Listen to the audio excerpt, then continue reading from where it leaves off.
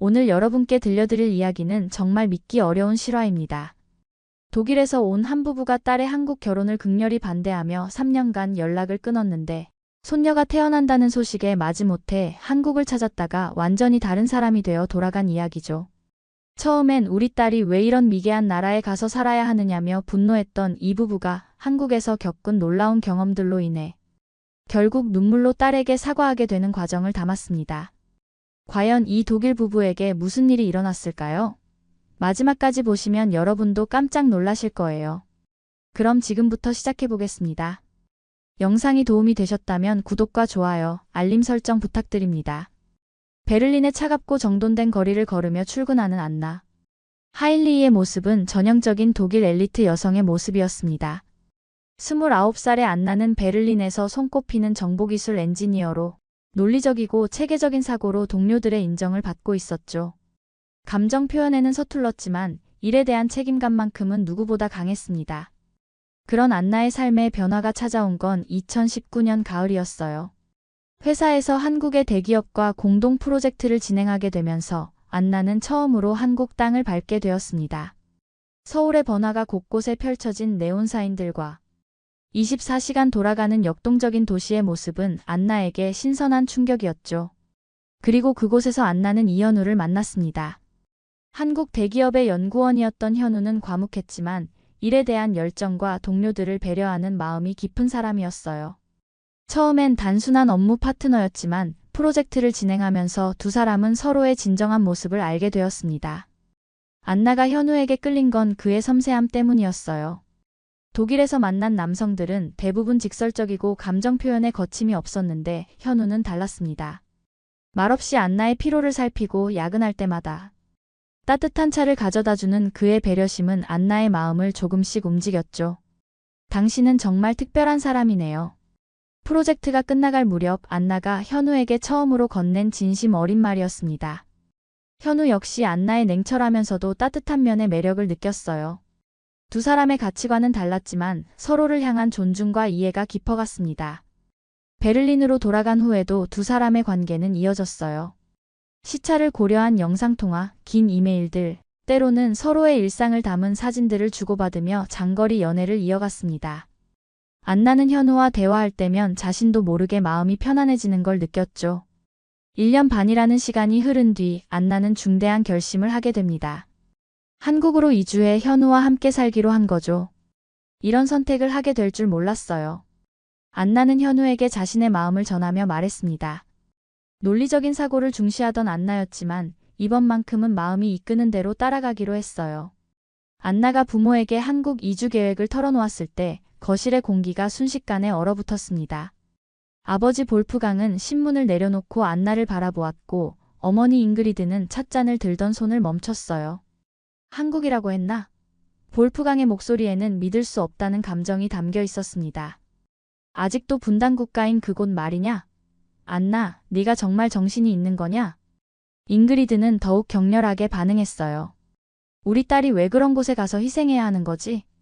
베를린에서 얼마나 좋은 조건으로 살고 있는데?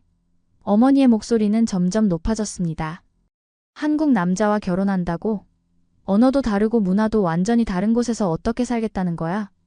안나는 차분하게 설명하려 했지만 부모의 반대는 상상 이상이었어요. 현우는 정말 좋은 사람이에요. 그리고 한국도 생각보다 발전된 나라예요. 하지만 부모에게는 전혀 받아들여지지 않았죠. 볼프강은 책상을 치며 소리쳤습니다. 발전됐다고? 안나, 너는 너무 순진해. 그곳은 여전히 전쟁 위험이 있는 곳이야. 우리가 얼마나 힘들게 너를 키웠는데 이제 와서 이런 선택을 하다니. 대화는 점점 격해졌고 결국 절연 선언까지 이어졌어요. 네가 그곳에 가겠다면 우리는 더 이상 부모와 딸이 아니야. 잉그리드의 차가운 말은 안나의 가슴을 찢었습니다. 인천공항으로 향하는 날, 안나는 홀로 캐리어를 끌고 공항에 섰어요. 부모는 배웅을 나오지 않았습니다. 탑승 게이트 앞에서 안나는 마지막으로 부모에게 전화를 걸어봤지만 아무도 받지 않았죠. 정말 이렇게 가야 하는 걸까? 안나는 눈물을 흘리며 스스로에게 물었습니다. 하지만 현우를 향한 마음, 그리고 새로운 삶에 대한 확신은 변하지 않았어요. 비행기가 이륙하면서 안나는 베를린의 불빛들이 점점 작아지는 걸 바라봤습니다. 29년간 살아온 고향을 뒤로하고 사랑하는 사람이 있는 낯선 땅으로 향하는 심정은 복잡했어요. 기대와 불안, 그리고 부모와의 이별에 대한 아픔이 모두 섞여 있었죠. 한국에 도착한 안나를 현우가 반갑게 맞이했지만 안나의 표정에서 무언가 다른 걸 읽어낸 현우는 조심스럽게 물었습니다. 부모님께서 많이 걱정하시는 것 같네요. 안나는 고개를 끄덕이며 대답했어요. 시간이 해결해 줄 거예요. 한국에서의 생활이 3년째 접어들면서 안나는 서울이라는 도시에 완전히 적응해 있었습니다. 현우와 결혼한 후 강남의 아파트에서 새로운 일상을 만들어가고 있었죠. 한국어도 많이 늘었고 김치찌개 같은 한국 음식도 좋아하게 되었어요. 그런데 어느 날 아침 안나는 몸의 변화를 느꼈습니다. 병원에서 확인한 결과는 임신이었어요. 정말이에요? 아기가 생긴 거예요? 안나는 믿을 수 없다는 표정으로 의사에게 다시 한번 물어봤습니다. 집으로 돌아와 현우에게 소식을 전했을 때 현우의 얼굴에는 환한 웃음이 번졌어요. 안나, 정말 고마워요. 우리에게 이런 선물이 올 줄이야. 두 사람은 서로를 꼭 안으며 기쁨을 나누었습니다. 하지만 기쁨도 잠시, 안나의 마음 한구석에는 복잡한 감정이 자리 잡았어요. 아이가 생긴다는 소식을 가장 먼저 전하고 싶은 사람들은 바로 독일에 있는 부모님이었거든요. 3년간 연락을 끊고 지냈지만 생명의 탄생 앞에서 안나는 가족의 소중함을 다시 한번 깨달았습니다. 며칠을 고민한 끝에 안나는 용기를 냈어요. 오랜만에 아버지의 이메일 주소를 찾아 메시지를 보냈습니다. 아버지, 어머니, 오랜만입니다. 저는 잘 지내고 있어요. 전하고 싶은 소식이 있습니다. 제가 임신했어요. 여러분의 손녀나 손자가 될 아이예요. 메일을 보내고 나서 안나는 며칠간 답장을 기다렸습니다. 혹시 아무런 반응이 없으면 어떻게 하지 싶어 불안했죠. 그런데 사흘 후 볼프강에게서 짧은 답장이 왔어요. 안나, 놀라운 소식이구나. 어머니와 이야기해보고 다시 연락하겠다. 그리고 일주일 후 안나의 휴대폰에 국제전화가 걸려왔습니다. 화면에 뜬 이름은 아버지였어요. 3년 만에 듣는 아버지의 목소리는 예전보다 많이 늙어 보였습니다. 안나, 정말 임신한 거냐? 볼프강의 목소리에는 복잡한 감정이 섞여 있었어요.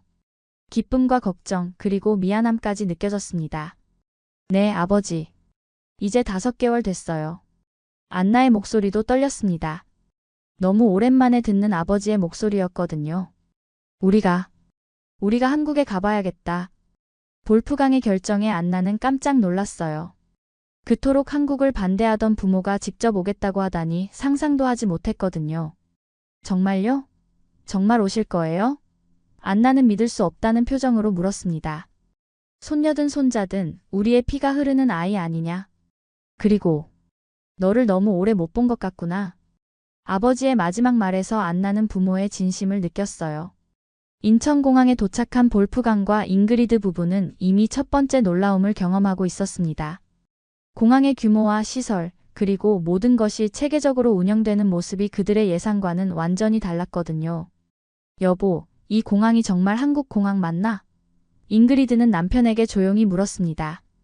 프랑크푸르트 공항보다도 더 현대적이고 깔끔한 시설들이 눈에 들어왔어요. 자동 출입국 심사대, 깨끗한 화장실, 그리고 친절한 안내 서비스까지 모든 것이 그들의 편견을 깨트리고 있었습니다. 3년 만에 만난 딸 안나는 임신 8개월의 배를 안고 부모를 반겼어요. 아버지, 어머니. 안나의 목소리에는 그리움과 기쁨이 가득했습니다. 현우도 함께 나와 정중하게 인사를 드렸죠. 안녕하세요. 현우입니다. 그동안 안나를 잘 부탁드린다고 전하고 싶었어요. 현우의 유창한 독일어의 볼프강과 잉그리드는 또 한 번 놀랐습니다. 한국 사람이 독일어를 이렇게 잘할 줄은 몰랐거든요. 공항에서 서울로 향하는 길, 지하철을 이용하게 되었는데 이것이 두 번째 충격이었어요. 지하철역의 청결함과 체계적인 운영, 그리고 무엇보다 시간의 정확한 운행 시스템이 독일 못지않았습니다. 이 지하철이 몇 분마다 오는 거야? 볼프강이 현우에게 물었어요. 2분에서 3분 간격으로 와요. 그리고 지연되는 경우는 거의 없습니다. 현우의 대답에 볼프강은 고개를 끄덕였어요. 베를린의 지하철보다 더 정시 운행이 되고 있었거든요. 지하철 안에서 본 승객들의 모습도 인상적이었습니다. 조용히 책을 읽거나 휴대폰을 보며 서로에게 피해를 주지 않으려고 노력하는 모습들이 질서정연했어요. 임신한 안나를 위해 자리를 양보하는 시민들의 모습에서 잉그리드는 한국 사람들의 배려심을 느꼈습니다. 여보, 사람들이 참 친절하네. 잉그리드가 남편의 귀에 속삭였어요. 강남의 아파트에 도착했을 때 부모의 놀라움은 절정에 달했습니다. 현대적인 아파트 단지, 잘 정비된 조경, 그리고 보안 시스템까지 모든 것이 독일의 고급 주거지역과 비교해도 전혀 뒤떨어지지 않았어요. 집 안에 들어서자 더욱 놀라운 광경이 펼쳐졌습니다. 첨단 가전제품들, 온돌 난방 시스템, 그리고 무엇보다 빌트인 가구들이 완벽하게 조화를 이루고 있었죠. 안나, 이 집이 정말 너희 집이야? 잉그리드는 믿을 수 없다는 표정으로 물었습니다. 네, 어머니. 현우와 함께 마련한 우리 집이에요. 안나의 대답에 부모는 서로 의미심장한 눈빛을 교환했어요. 그들이 상상했던 한국에서의 딸의 삶과는 완전히 달랐거든요. 저녁 식사를 위해 근처 편의점에 들렀을 때 또 다른 놀라움이 기다리고 있었습니다. 24시간 운영되는 편의점, 다양한 상품들, 그리고 친절한 서비스까지 독일의 편의점과는 비교할 수 없을 정도로 편리했어요. 이게 우리가 생각하던 아시아인가? 볼프강은 속으로 중얼거렸습니다. 한국에서의 첫 주가 지나면서 볼프강과 잉그리드 부부는 매일매일 새로운 충격을 받고 있었습니다. 안나의 산부인과 검진에 함께 따라갔을 때가 그중 하나였어요. 병원에 도착하자마자 두 사람은 입을 다물 수가 없었습니다. 최첨단 의료 장비들, 체계적인 예약 시스템, 그리고 무엇보다 의료진들의 전문성과 친절함이 독일 못지않았거든요. 이 초음파 장비가 정말 선명하네요. 볼프강이 의사에게 말했어요. 손녀의 모습을 4차원 영상으로 보면서 눈시울이 붉어졌습니다. 의사는 유창한 영어로 설명해 주었어요. 아기가 아주 건강합니다. 안나 씨가 영양관리를 잘하고 계시네요. 그리고 출산 후 산후조리원 시스템에 대해서도 자세히 설명해 주었죠. 산후조리원이 뭔가요? 잉그리드가 궁금해서 물었습니다. 출산 후 산모와 신생아를 전문적으로 케어하는 시설입니다. 영양관리, 신생아 케어, 그리고 산모의 회복을 도와주는 곳이에요. 의사의 설명에 잉그리드는 감탄했어요. 독일에는 이런 체계적인 산후조리 시스템이 없었거든요. 병원을 나와서 대형마트에 들렀을 때도 마찬가지였습니다. 홈플러스의 규모와 상품의 다양성, 그리고 체계적인 진열 방식에 두 사람은 또 놀랐어요. 특히 온라인 주문 후 당일 배송 서비스를 알게 되었을 때는 더욱 놀라워했습니다. 새벽에 주문하면 오후에 집까지 배송이 된다고? 볼프강이 현우에게 다시 한번 확인했어요. 네, 그것도 무료 배송으로요. 현우의 대답에 볼프강은 고개를 저었습니다. 독일에서는 상상할 수 없는 서비스였거든요. 카페에서 무료 와이파이를 사용하게 되었을 때 잉그리드는 깜짝 놀랐어요. 이런 고속 인터넷이 공짜라고? 인터넷 속도가 독일 집에서 사용하는 유료 인터넷보다 훨씬 빨랐거든요. 아파트 단지에서 분리수거하는 모습을 보면서도 감탄했습니다. 주민들이 자발적으로 분리수거를 철저히 하고 재활용품들이 체계적으로 분류되어 있는 모습이 환경 선진국 독일과 비교해도 전혀 뒤떨어지지 않았어요. 여보, 사람들이 정말 질서의식이 높은 것 같아. 잉그리드가 남편에게 말했습니다. 대중교통 연계 시스템도 놀라웠어요. 지하철, 버스, 택시가 모두 하나의 카드로 연결되어 있고 환승할 때마다 추가 요금이 없다는 걸 알게 되었을 때 볼프강은 혀를 내둘렀습니다. 베를린보다 더 편리한 것 같은데? 볼프강이 속삭였어요. 저녁에 안나의 한국 친구들과 함께 식사를 하게 되었는데 이때 두 사람은 한국인들의 정이라는 개념을 처음 경험했습니다. 친구들이 임신한 안나를 진심으로 걱정하고 보살피는 모습, 그리고 처음 만난 외국인 부모에게도 따뜻하게 대해주는 모습에서 진정한 인간미를 느꼈어요. 안나가 이런 좋은 사람들과 함께 지내고 있구나. 잉그리드는 마음이 따뜻해졌습니다. 딸이 외롭지 않게 지내고 있다는 것을 확인할 수 있었거든요. 한국에 온 지 2주째 되는 어느 저녁, 볼프강과 잉그리드는 안나, 현우와 함께 집 근처를 산책하게 되었습니다. 밤 11시가 넘은 시간이었는데도 거리는 안전했고 많은 사람들이 자연스럽게 산책을 즐기고 있었어요. 이 시간에도 이렇게 안전하게 돌아다닐 수 있다니. 볼프강이 놀라며 말했습니다.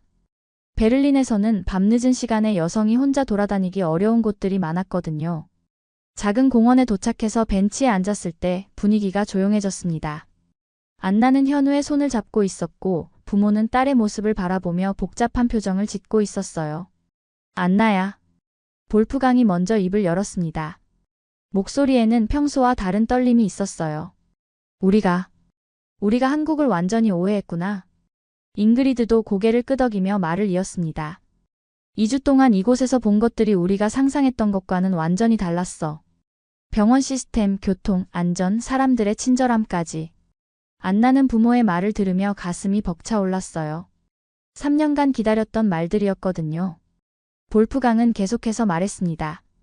처음에 우리는 네가 희생하고 있다고 생각했어. 좋은 조건을 포기하고 미개한 곳에 가서 고생하고 있다고 말이야. 하지만 지금 보니 그게 아니었구나. 오히려 여기가 어떤 면에서는 독일보다 더 발전되어 있어. 잉그리드가 덧붙였어요. 의료 시스템, 인터넷 인프라, 배송 서비스, 대중교통까지. 무엇보다 사람들이 따뜻해. 현우는 조용히 듣고 있다가 정중하게 말했습니다. 처음에는 당연히 걱정되셨을 거예요. 딸을 낯선 나라로 보내는 부모 마음이 어떨지 충분히 이해합니다. 볼프강의 눈에 눈물이 맺혔습니다. 현우 씨, 고맙습니다. 우리 딸을 이렇게 잘 돌봐주셔서. 그리고 안나를 바라보며 말했어요. 안나야, 내 선택이 옳았다. 아버지가 부끄럽구나. 아버지. 안나도 눈물을 흘리기 시작했습니다. 잉그리드는 딸의 손을 잡으며 말했어요. 우리가 3년 동안 연락을 끊고 지낸 게 너무 미안해. 네가 이렇게 좋은 환경에서 좋은 사람과 행복하게 지내고 있는데 말이야. 우리가 편견을 가지고 있었어. 볼프강이 고백했습니다. 한국에 대해서, 그리고 내 선택에 대해서. 이제 와서 깨달으니 정말 부끄러워. 안나는 부모의 품에 안기며 울었어요. 그동안 너무 외로웠어요. 특히 임신하고 나서는 더욱 부모님 생각이 많이 났어요. 이제 괜찮아. 우리가 이제 이해했으니까. 잉그리드가 딸의 등을 토닥이며 말했습니다. 현우 씨도 정말 좋은 분이시고 한국도 우리가 생각했던 것보다 훨씬 살기 좋은 곳이네요. 현우는 감동받은 표정으로 말했습니다. 저도 안나가 가족과 떨어져 지내는 것이 항상 마음 아팠어요. 이렇게 화해하게 되어서 정말 기뻐요. 벤치에 앉아있는 네 사람은 한동안 말없이 서로를 바라봤습니다. 3년간의 오해와 갈등이 이 한순간에 모두 풀어지는 것 같았어요. 한국의 따뜻한 밤 공기가 이들을 감싸고 있었습니다. 앞으로는 자주 소식 전하자꾸나. 볼프강이 말했습니다. 그리고 손자든 손녀든 우리가 많이 도와줄게. 드디어 출산 예정일이 다가왔습니다. 볼프강과 잉그리드는 병원에서 기다리며 긴장과 설렘을 동시에 느끼고 있었어요. 독일에서는 경험해보지 못한 한국의 출산 시스템을 직접 보게 된 거죠. 할아버지, 할머니, 손녀가 태어났어요. 분만실에서 나온 현우의 첫 마디에 두 사람은 눈물을 터뜨렸습니다. 건강한 여자아이가 태어난 거예요. 신생아실에서 처음 손녀를 본 순간 볼프강은 말을 잇지 못했습니다. 이렇게 작고 예쁜 아이가. 작은 손가락 하나하나가 완벽했고 안나를 닮은 눈매가 사랑스러웠어요. 잉그리드는 간호사에게 물었습니다. 안나는 어때요? 많이 힘들어하지 않았나요? 산모도 아기도 모두 건강해요. 걱정하지 마세요. 간호사의 친절한 답변에 안심했습니다. 며칠 후 안나와 아기는 산후조리원으로 이동했어요. 부모가 산후조리원을 처음 방문했을 때의 놀라움은 이루 말할 수 없었습니다. 전문 간호사들이 24시간 산모와 신생아를 케어하고 영양사가 직접 짠 맞춤 식단을 제공하는 시스템이었거든요. 이런 시설이 있다니. 잉그리드가 감탄했어요. 독일에서는 출산 후 바로 집으로 가서 혼자 아이를 돌봐야 하는데 여기는 정말 체계적이네요. 산후조리원의 신생아실에서 전문 간호사들이 아기를 케어하는 모습을 보며 볼프강도 놀랐습니다. 이렇게 전문적으로 관리를 해주다니. 안나도 푹 쉴 수 있겠구나. 안나는 산후조리원에서 충분한 휴식을 취하며 회복하고 있었어요. 어머니, 이곳 음식도 정말 맛있어요. 모유 수유에 좋은 재료들로만 만들어주거든요. 한국의 산후조리 문화에 대해 설명하는 안나의 모습에서 부모는 딸이 정말 잘 보살핌받고 있다는 걸 느꼈습니다. 우리가 걱정할 게 없었구나. 잉그리드가 남편에게 속삭였어요. 오히려 독일에서보다 더 좋은 케어를 받고 있잖아. 산후조리원의 육아교실에서 신생아 케어 방법을 배우는 시간도 있었는데 현우와 함께 참여한 볼프강과 잉그리드는 전문적인 교육 시스템에 또 한 번 감탄했습니다. 기저귀는 이렇게 갈아주시고 목욕은 이 온도에서 해주세요. 간호사의 세심한 지도를 받으며 손녀를 돌보는 방법을 배우는 시간은 정말 소중했어요. 손녀의 이름은 소피아로 정해졌습니다. 동서양을 아우르는 이름이었죠. 소피아, 할아버지가 왔단다. 볼프강이 아기를 안으며 독일어로 속삭였을 때 아기가 웃는 것 같았어요. 이 아이가 이곳에서 자란다는 게 얼마나 다행인지 몰라. 잉그리드가 진심으로 말했습니다. 안전하고 교육 시스템도 좋고 의료 시스템도 훌륭하니까. 산후조리원에서의 2주간 부모는 한국의 육아 문화와 사회 시스템을 더 깊이 이해하게 되었어요. 국가에서 지원하는 육아 정책들, 어린이집 시스템, 그리고 무엇보다 아이를 키우는 데 필요한 모든 인프라가 잘 갖춰져 있다는 걸 확인했습니다. 한 달간의 한국 방문을 마치고 독일로 돌아가는 날, 공항에서의 이별은 3년 전과는 완전히 달랐습니다. 이번에는 눈물이 아니라 약속으로 가득한 작별이었어요. 6개월 후에 다시 올게. 잉그리드가 안나를 꼭 안으며 말했습니다. 그때는 더 오래 머물면서 소피아 돌보는 걸 도와줄게. 볼프강도 현우와 악수를 나누며 말했어요. 현우 씨, 정말 고마웠습니다. 우리 가족이 되어주셔서. 현우는 정중하게 고개를 숙였습니다. 비행기에서 독일로 향하는 동안 부부는 한 달간의 경험을 정리하고 있었어요. 여보, 우리가 정말 잘못 생각했었네. 볼프강이 말했습니다. 한국이 이렇게 발전된 나라인 줄 몰랐어. 안나가 오히려 더 좋은 환경에서 살고 있잖아. 잉그리드가 대답했어요. 베를린에 도착한 후 두 사람은 놀라운 결정을 내렸습니다. 한국어를 배우기 시작한 거예요. 동네 문화센터에서 한국어 강좌를 신청하고 한국 문화에 대해서도 공부하기 시작했습니다. 안녕하세요라는 간단한 인사말부터 시작해서 손녀와 대화할 수 있는 기초적인 한국어까지 배우려고 노력했어요. 소피아가 자라면 할아버지, 할머니라고 한국어로 부를 텐데 우리도 한국어로 대답해줘야지. 볼프강의 말에 잉그리드도 동의했습니다. 집안 곳곳에는 안나와 소피아, 현우의 사진들이 걸렸어요. 이웃들에게도 자랑스럽게 손녀 이야기를 했습니다. 우리 손녀가 한국에 살고 있어요. 한국이 정말 살기 좋은 나라더라고요. 6개월 후 약속대로 다시 한국을 방문했을 때는 아예 3개월 체류 계획을 세웠어요. 이번에는 관광객이 아니라 가족으로서 한국 생활을 경험해보고 싶었거든요. 이번에는 한국 요리도 배우고 싶어. 잉그리드가 안나에게 말했습니다. 소피아가 자라면 할머니가 한국 음식도 해줄 수 있게. 볼프강은 현우와 함께 동네 카페에서 한국 아저씨들과 바둑을 두기 시작했어요. 말은 통하지 않았지만 바둑을 통해 소통하며 한국의 정서를 이해해 갔습니다. 베를린이 아닌 서울이 이제 우리의 두 번째 고향이야. 잉그리드가 남편에게 말했어요. 정말로 그렇게 느껴졌거든요. 소피아가 첫 돌을 맞았을 때 한국의 전통 의식인 돌잡이를 함께 했습니다. 볼프강과 잉그리드는 한복까지 입고 참여했어요. 이것도 우리 손녀의 문화니까 당연히 존중해야지. 이제는 안나가 독일 방문을 제안하면 오히려 부모가 우리가 한국에 가는 게 어때? 라고 말할 정도가 되었어요. 한국에서의 생활이 더 편하고 즐거웠거든요. 우리가 배울 차례야. 볼프강이 말했습니다. 안나가 용기 내서 새로운 문화를 받아들였듯이 이제 우리도 그래야 해. 연말이 되어 안나 가족이 독일을 방문했을 때 친구들과 이웃들은 소피아의 귀여운 모습에 반했어요. 그리고 안나가 한국에서 얼마나 행복하게 살고 있는지를 직접 확인할 수 있었습니다. 처음에는 안나가 잘못된 선택을 했다고 생각했어요. 볼프강이 친구들에게 고백했습니다. 하지만 지금 보니 우리가 틀렸더군요. 안나는 정말 현명한 선택을 한 거였어요. 그리고 마지막으로 볼프강과 잉그리드는 안나에게 편지를 썼습니다. 우리의 소중한 딸 안나에게. 네가 용기 있게 선택한 길이 우리 가족 모두에게 새로운 세상을 열어주었구나. 한국이라는 나라, 현우라는 좋은 사람, 그리고 소피아까지. 모든 것이 축복이야. 이제 우리는 진정으로 국경을 초월한 가족이 되었어. 고마워, 안나. 이렇게 해서 편견과 오해로 시작된 이야기는 이해와 사랑으로 끝이 났습니다. 볼프강과 잉그리드는 이제 진심으로 한국을 사랑하게 되었고 안나의 선택을 존경하게 되었어요. 그리고 무엇보다 가족이라는 것의 진정한 의미를 깨달았습니다.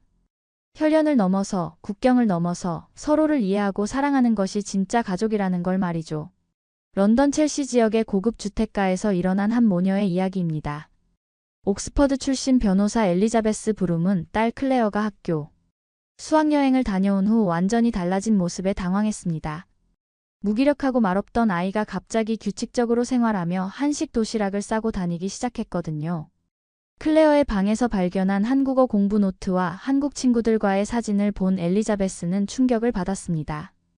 영국식 교육에 자부심을 가졌던 그녀가 결국 직접 한국행 비행기표를 끊게 된 이유는 무엇일까요? 그리고 한국에서 겪은 놀라운 경험들이 이 까다로운 영국 상류층 어머니를 어떻게 변화시켰을까요? 오늘 영상이 도움이 되셨다면 구독과 좋아요, 알림 설정 부탁드립니다. 런던 첼시 지역의 빅토리아 양식주택에서 엘리자베스 브룸이 아침 7시 정확히 눈을 떴습니다. 46세인 그녀는 항상 이 시간에 일어나 홍차 한 잔과 함께 하루를 시작하는 것이 습관이었죠. 옥스퍼드 대학교를 졸업하고 런던 중심가의 유명 로펌에서 일하는 엘리자베스는 무엇보다 질서와 전통을 중시하는 여성이었습니다. 그런데 오늘 아침은 뭔가 달랐습니다. 평소라면 오전 11시까지 잠자리에서 일어나지 않던 딸 클레어가 이미 일어나 있었거든요. 더 놀라운 건 클레어가 직접 아침 식사를 준비하고 있다는 사실이었습니다. 16세인 클레어는 명문 여학교에 다니는 학생이지만 지금까지 집안일에는 전혀 관심을 보이지 않았는데 말이죠. 클레어야, 이게 무슨 일이니? 엘리자베스가 부엌으로 들어가며 물었습니다. 딸은 도시락을 싸고 있었습니다.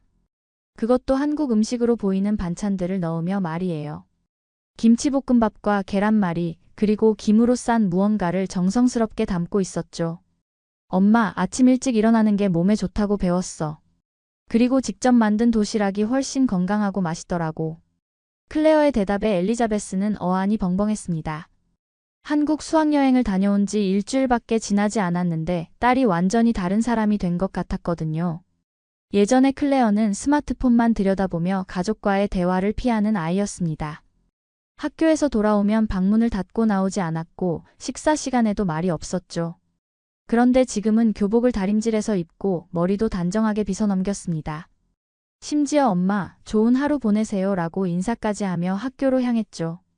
엘리자베스는 클레어가 나간 후 딸의 방으로 올라갔습니다. 평소 어수선했던 방이 깔끔하게 정리되어 있었고 책상 위에는 한국어 공부 노트가 놓여 있었습니다.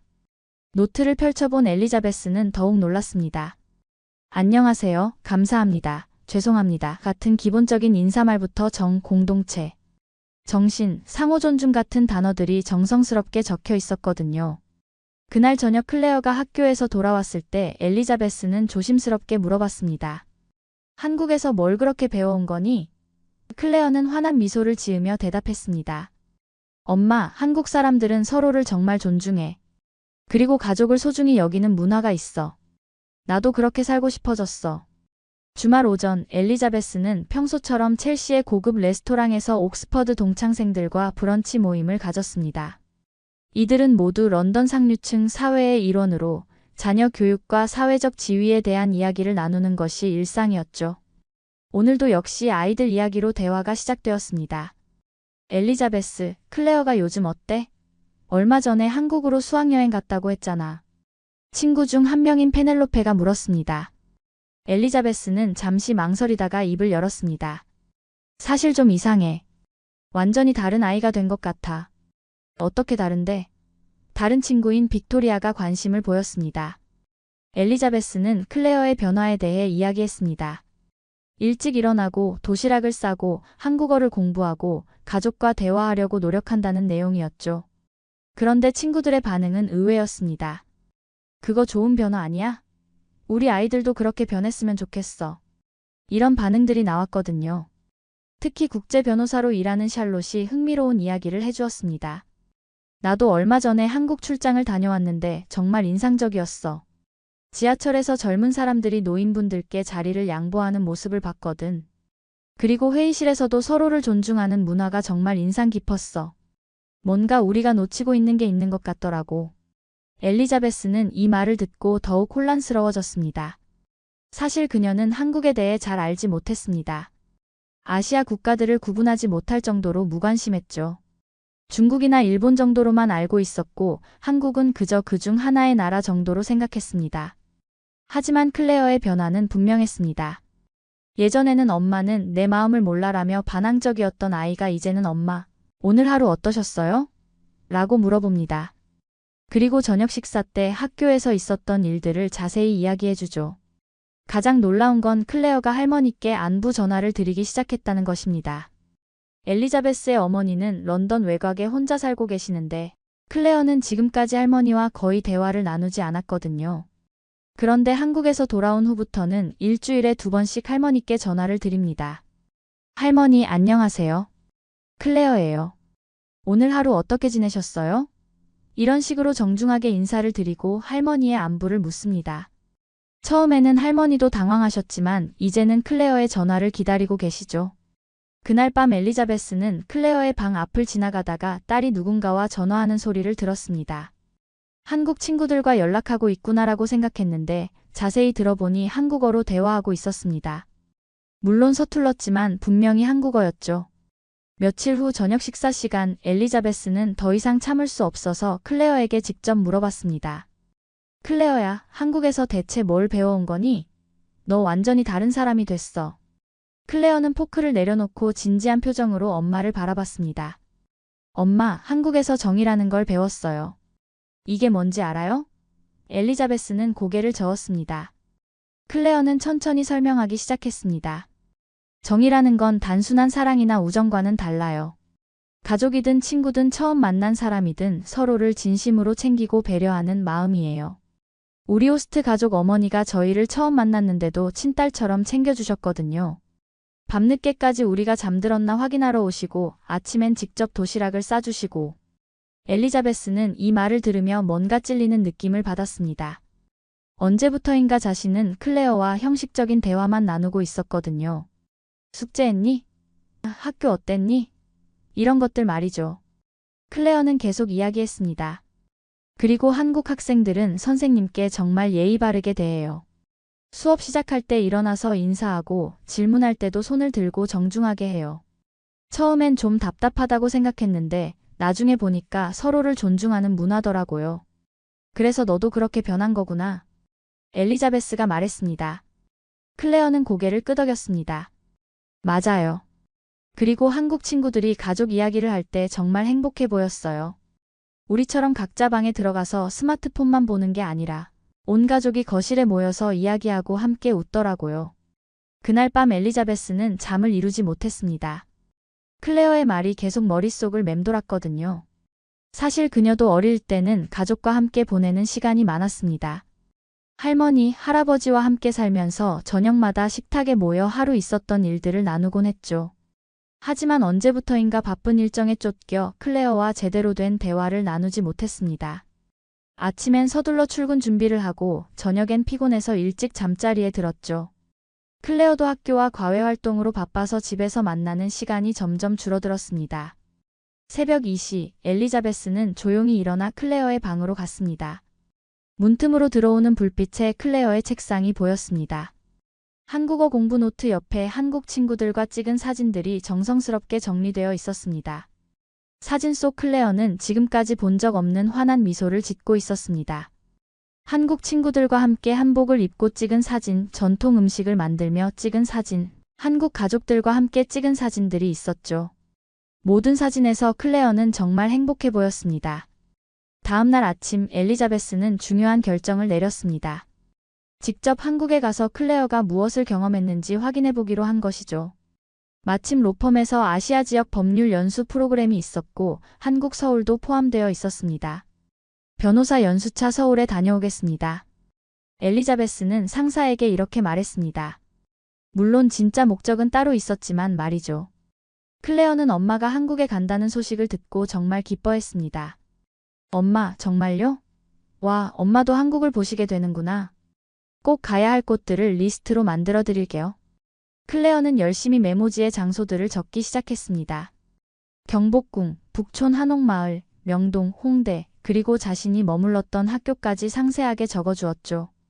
일주일 후 엘리자베스는 인천공항에 도착했습니다. 공항에서부터 느껴지는 체계적인 시스템에 놀랐습니다.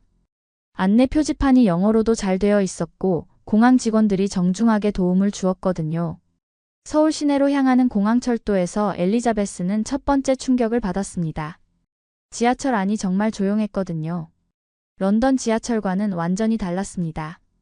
사람들이 대화를 나누더라도 작은 소리로 했고 전화 통화하는 사람도 거의 없었죠. 더 놀라운 건 젊은 사람들이 노인분들께 자리를 양보하는 모습이었습니다. 20대로 보이는 청년이 70대 할머니가 타시자마자 일어나서 자리를 양보했거든요. 할머니는 고맙다고 인사하시고 청년은 괜찮다며 미소를 지었습니다. 샬롯이 말한 게 이거구나.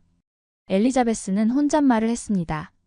친구 샬롯이 한국 출장에서 봤다던 그 모습이 바로 이것이었죠.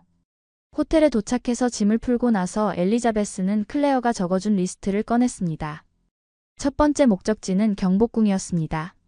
지하철을 타고 경복궁역에 내려서 걸어가는 길에 한복을 입은 사람들을 많이 봤습니다. 외국인 관광객들뿐만 아니라 한국 사람들도 한복을 입고 궁궐을 구경하고 있었죠. 경복궁 안에서 엘리자베스는 한국의 전통 건축물에 감탄했습니다. 웅장하면서도 세련된 건축 양식이 인상적이었거든요. 특히 근정전 앞에서 진행된 수문장 교대식을 보면서 한국 전통 문화의 품격을 느꼈습니다.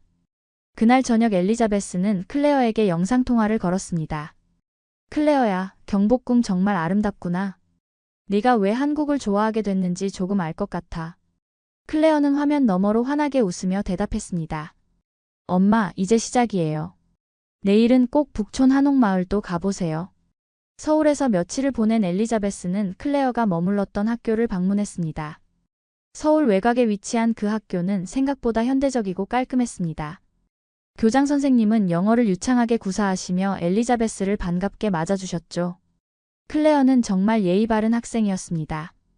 처음엔 영어로만 대화했는데 나중엔 한국어로 인사하고 감사 인사를 표현하더군요. 교장 선생님의 말씀을 들으며 엘리자베스는 뿌듯함을 느꼈습니다.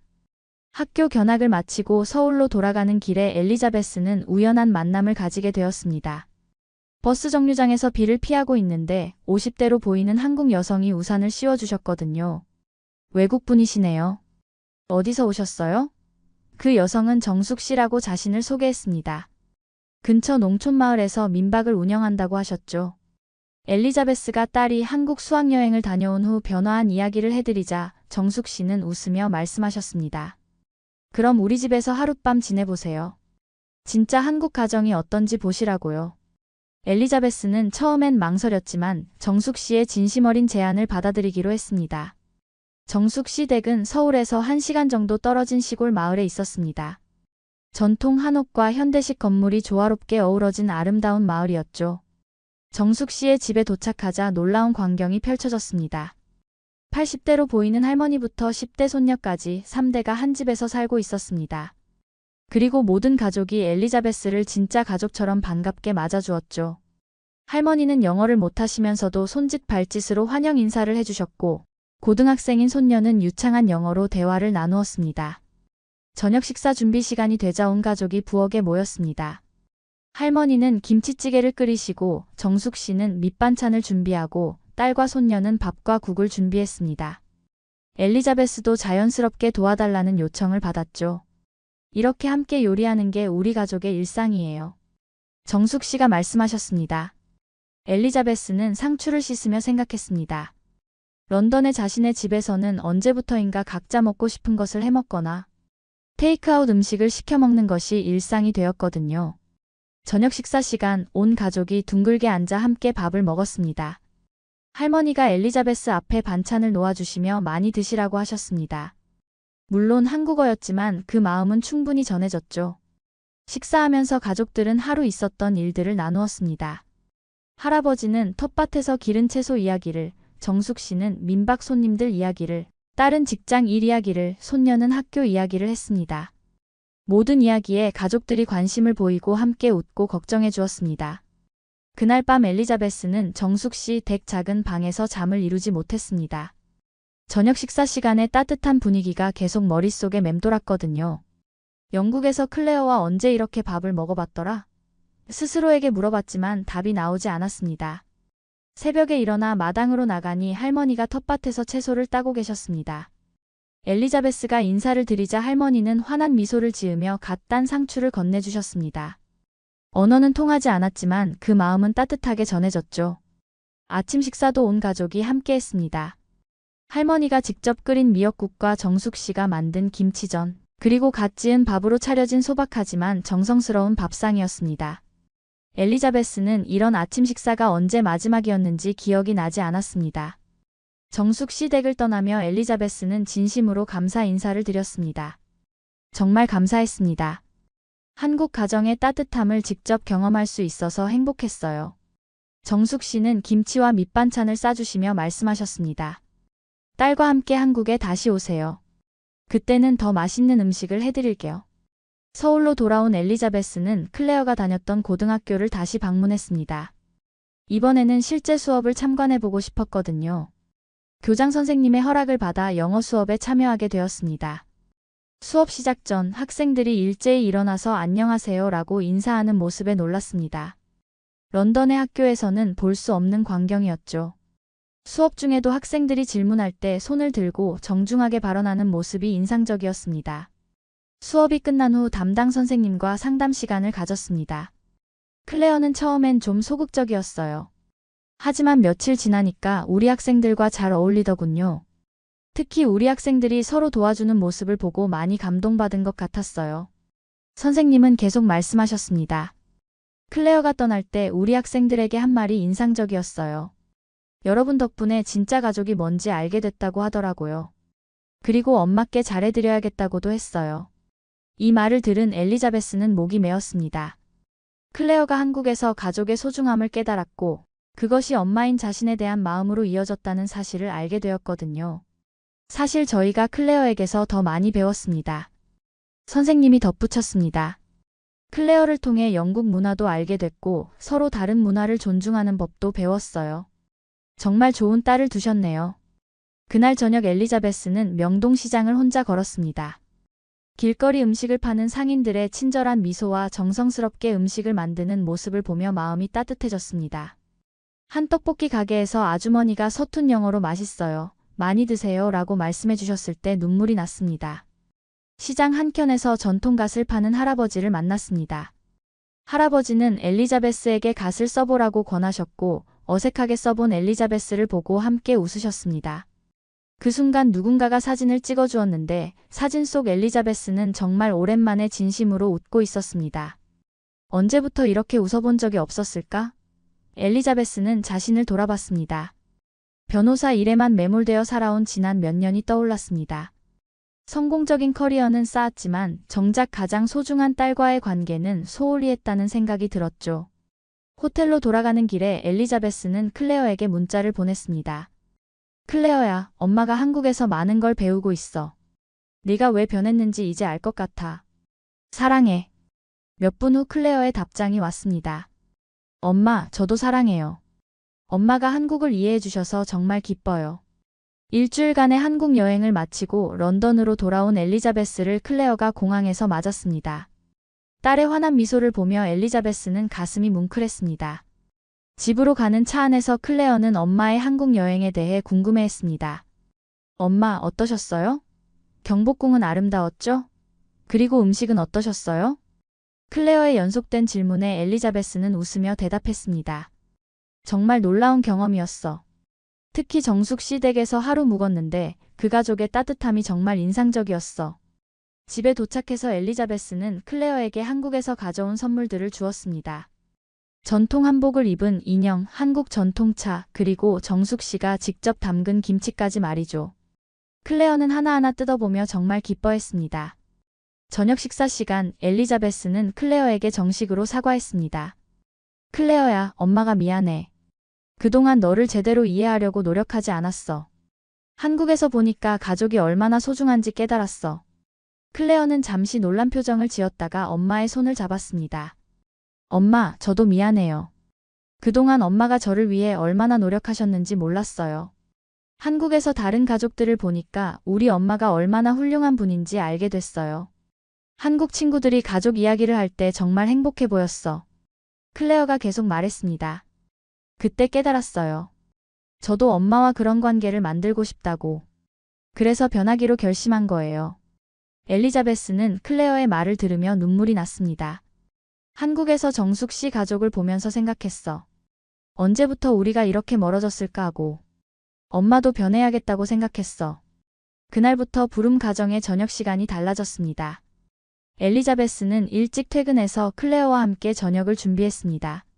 한국에서 배운 김치볶음밥도 만들어보고 미역국도 끓여봤죠.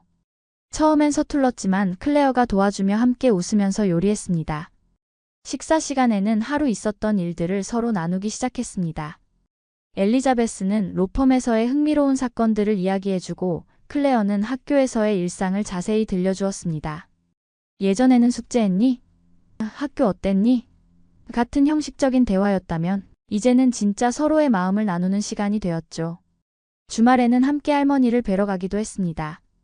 클레어가 한국에서 배운 효도 정신을 실천하는 모습을 보며 엘리자베스도 감동받았습니다. 할머니는 손녀와 딸이 함께 찾아와 준 것을 정말 기뻐하셨죠. 클레어야, 내 덕분에 엄마가 정말 많이 배웠어. 어느 날 저녁 엘리자베스가 말했습니다. 한국이 너에게 준 건 단순한 문화체험이 아니라 진짜 소중한 가치들이었구나. 클레어는 미소를 지으며 대답했습니다. 엄마, 한국이 제게 준 가장 큰 선물은 우리 가족의 소중함을 깨닫게 해준 거예요. 그리고 엄마께서 직접 한국에 가서 그걸 이해해 주신 게 정말 감사해요. 한국 여행 후 2달이 지났습니다. 엘리자베스는 로펌에서 새로운 제안을 받았습니다. 아시아 지역, 특히 한국과의 법률 협력 업무를 담당하는 국제문화 교류, 법률 자문팀을 만들어보라는 것이었습니다. 한국에서의 경험을 바탕으로 동서양 문화를 이해하는 변호사로서 새로운 역할을 맡게 된 것이죠. 정말 좋은 기회인 것 같아요, 엄마. 클레어가 말했습니다.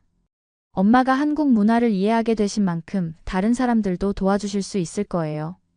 엘리자베스는 이 일을 맡기로 결정했습니다. 단순히 법률 업무가 아니라 문화적 이해를 바탕으로 한 진정한 국제 협력을 만들어가고 싶었거든요. 새로운 업무를 시작하면서 엘리자베스는 한국어 공부도 시작했습니다. 클레어가 선생님이 되어 기초 한국어를 가르쳐 주었죠. 안녕하세요, 감사합니다, 죄송합니다 같은 기본 인사부터 가족, 정, 사랑 같은 단어들까지 하나하나 배워나갔습니다. 엄마, 한국어 발음이 많이 늘었어요. 클레어가 칭찬해 주었습니다. 이제 정숙 씨께 한국어로 인사할 수 있겠네요. 엘리자베스는 정숙 씨와 꾸준히 연락을 주고받고 있었습니다. 간단한 영어와 번역 앱을 이용해서지만 서로의 근황을 나누며 우정을 이어가고 있었죠. 어느 주말 저녁 엘리자베스는 클레어에게 특별한 제안을 했습니다. 클레어야, 여름휴가 때 함께 한국에 가지 않을래? 정숙 씨가 우리를 초대해 주셨거든. 클레어는 정말 기뻐하며 동의했습니다. 와, 정말요? 엄마와 함께 한국에 가다니 상상만 해도 즐거워요. 그날 밤 엘리자베스는 클레어에게 편지를 썼습니다. 한국 여행 후 달라진 마음을 정리하고 싶었거든요. 편지에는 이런 내용이 담겨 있었습니다. 사랑하는 클레어에게. 네가 한국에서 배워온 것들이 우리 가족을 얼마나 변화시켰는지 모르겠구나. 엄마는 그동안 성공적인 커리어가 전부라고 생각했어. 하지만 한국에서 정말 중요한 건 가족과 함께하는 시간이라는 걸 깨달았어. 편지는 계속되었습니다. 정숙 씨 가족을 보면서 우리가 놓치고 있던 것들을 발견했어. 함께 식사하고 서로의 이야기를 듣고 작은 일상을 나누는 것들 말이야. 네가 한국에서 찾아온 정이라는 마음이 우리 집에도 자리 잡았으면 좋겠어. 마지막 문장에는 엘리자베스의 진심이 담겨 있었습니다. 클레어야, 고마워. 내 덕분에 엄마가 인생에서 가장 예상치 못한 여행을 할 수 있었어. 한국으로의 여행이 아니라 너라는 소중한 딸에게로의 여행을 말이야. 다음 날 아침 클레어는 편지를 읽고 엄마를 꼭 안아주었습니다. 엄마, 저도 감사해요. 엄마가 제 마음을 이해해 주려고 노력해 주셔서 정말 고마워요. 두 사람은 그렇게 서로를 끌어안으며 새로운 시작을 다짐했습니다. 그 후 부름 가정의 저녁 식탁에는 항상 웃음소리가 가득했습니다. 한국식 반찬들과 영국 전통 음식이 조화를 이루는 식탁에서 엄마와 딸은 매일 새로운 이야기를 나누었습니다. 클레어의 한국 수학여행이 가져온 변화는 단순히 개인적인 성장을 넘어 가족 전체의 행복으로 이어졌던 것입니다. 몇 달 후 엘리자베스는 로펌에서 문화간 이해와 법률 서비스라는 주제로 강연을 했습니다. 그 강연에서 그녀는 말했습니다. 때로는 우리 아이들이 세상을 보는 새로운 눈을 열어줍니다. 제 딸이 한국에서 배워온 가치들이 저를 더 나은 엄마로, 더 나은 사람으로 만들어 주었습니다.